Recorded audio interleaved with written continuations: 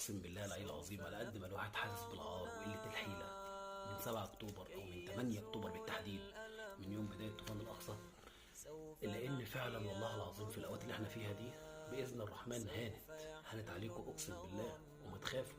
وانتوا من الاول اصلا مالكوش علاقه بكلمه خوف، وعارفين ان انتوا معاكم ربنا، وربنا ليه حكمه في كل حاجه بتحصل. ان الواحد مش عايز حد فعلا من اللي بيسموا اشقاء اسما فقط حد يتدخل دلوقتي ويساعدكم.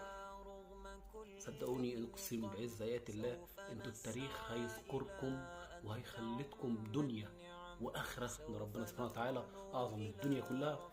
ان انتوا ما كانش معاكم حد ولا حد وقف جنبكم الا ربنا، طبعا الا من رحم ربي زي الحوثيين وبعض الوقفات الممتازة ويعني وما شابهها من بعض الحاجات النادرة